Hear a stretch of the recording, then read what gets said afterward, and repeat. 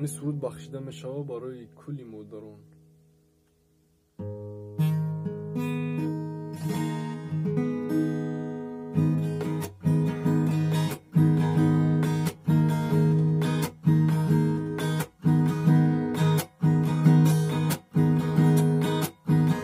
زمین و آسمانی من توی مادر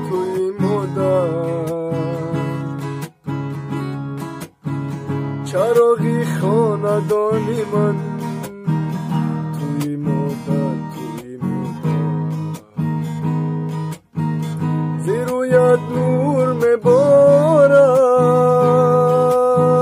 برای زندگانیم جهانی بیکناری من توی مادر زیر رویت نور میبارد برای زندگانیم جهانی بیکناری من توی مادر سفر کردم از این خانه اما مادر نمیداند ما زندان میبرن امروز آیا مادر دعایم ده سفر کردم از این خانه اما مادر نمیداند با زندان میبرن امروز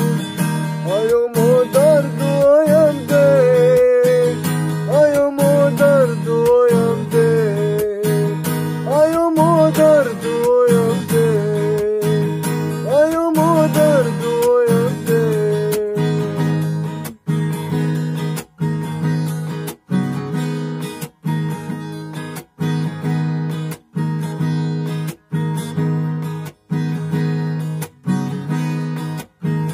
ده سال شد من در این زندان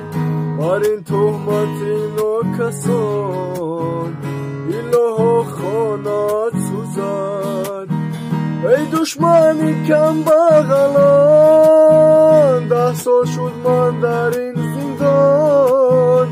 بر این تهمت ناکسان ایلاها خانت سوزد ای دشمنی کم بغلان سفر کردم از این خانه اما مادر نمیداند